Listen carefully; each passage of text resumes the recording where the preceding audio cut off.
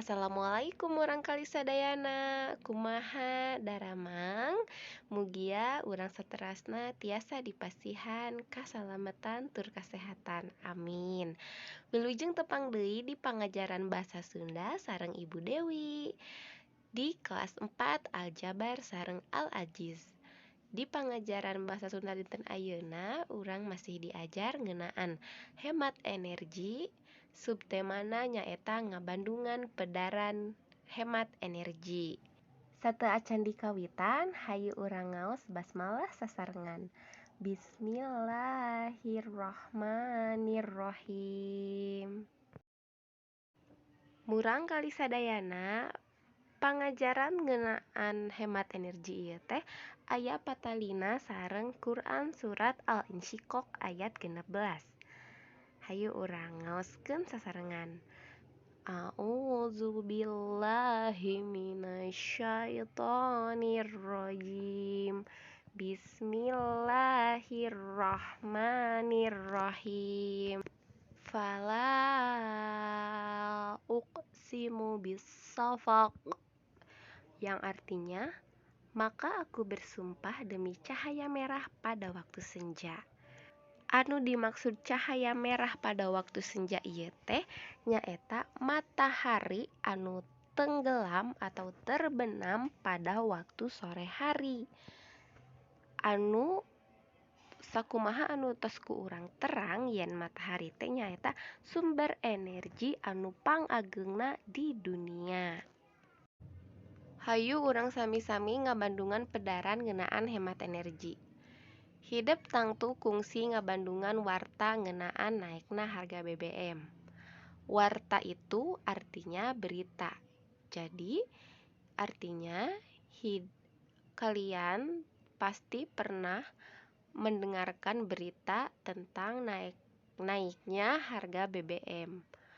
Anu dituluykeun ku tayangan iklan layanan masyarakat dina TV, yang ditayangkan iklan layanan masyarakat di televisi. Anu maksudna ngajak masyarakat pikeun apik atawa ngurangan ngagunakeun BBM, yang isinya mengajak masyarakat untuk mengurangi menggunakan BBM. Eta lengkah pamarentah teh dumasar kana kaayaan minyak bumi di alam nu geus pohara kurangna. Sedengkeun pangabutuh masyarakat kana minyak bumi terus-terusan ngaronjat. Ngaronjat itu artinya naik. Jadi kalimat ini diartikan seperti ini. Sedangkan kebutuhan masyarakat terhadap minyak bumi terus-terusan naik. Kukituna, oleh karena itu, sangkan masyarakat sadar tur paham kana pentingna energi dina kahirupan manusia, unggal tanggal 22 Oktober, tiap tanggal 22 Oktober dipieling. Dipieling itu diperingati. Dipieling Poe Energi Sadunya, diperingati sebagai Hari Energi Sedunia. Energi anu diapik-apik itu bisa dihemat-hemat ya. Jadi energi yang dihemat-hemat ngagunakeunna diantarana bensin, listrik, cai, jeung sajabana. Sajabana itu artinya dan lain-lain. Lanjut, unggal jalma kudu bisa leuwih apik dina ngagunakeun energi. Apik di dieu tiasa artina nyaeta hemat. Jadi tiap orang harus bisa lebih hemat dalam menggunakan energi. Sabab sumber energi lolobana geus sadia di alam mangrupa anugerah ti Allah anu Maha Kuasa. Soalna sumber energi kebanyakan sudah tersedia di alam dan itu adalah anugerah dari Allah yang Maha Kuasa. Kawilang saeutik keneh sumber energi hasil olahan manusia tina kamajuan teknologi. Terbilang masih sedikit sumber energi hasil olahan manusia dari kemajuan teknologi. Sumber energi alam moal bisa nambahan. Lamun digunakan sagawayah itu artinya seenaknya. Jadi, lamun digunakan sagawayah alias kalau digunakan seenaknya, tangtu bakal leuwih tereh ngurangan.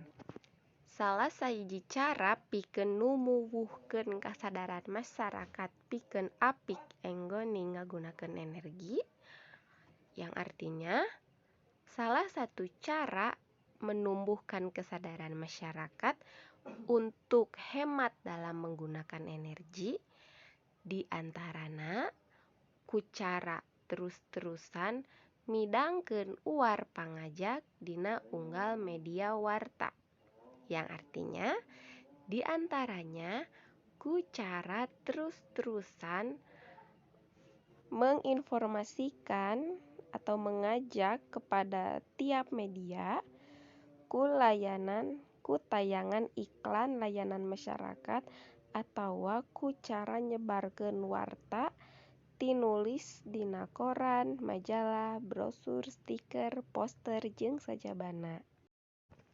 Alhamdulillah urang tos sami-sami ngabandungan pedaran ngeunaan hemat energi. Ayeuna urang diajar ngeunaan istilah sumber energi. Sumber energi nyaeta sagala sesuatu anu tiasa ngahasilkeun energi. Contoh sumber energi nyaeta cai, matahari, angin, jeung minyak bumi. Minyak bumi tiasa diolah deui, tiasa janten bensin, minyak tanah, minyak goreng, jeung sajabana. Tah eta anu kaasup kana istilah sumber energi. Nyaeta aya cai, matahari, angin, minyak bumi, bensin, solar, minyak tanah, jeung lain sajabana. Hayu urang tengtepan kalimah di handap. Pangabutuh masyarakat kana BBM beuki ngaroncat. Kecap BBM dina kalimah di luhur kaasup kana istilah sumber energi. Kalimah anu kadua, cai di imah doni bersih. Dina kalimah di luhur anu kaasup kana istilah sumber energi nyaeta kecap cai. Kumaha? Tos ngartos anak-anak? Upami aya patarosan, mangga taroskeun ka WA. Alhamdulillah pangajaran basa Sunda dinten ayeuna parantos rengse. Hatur nuhun kana perhatosanana. Upami aya nu bade ditaroskeun, mangga taroskeun ka WA Ibu. Hatur nuhun. Wassalamualaikum warahmatullahi wabarakatuh.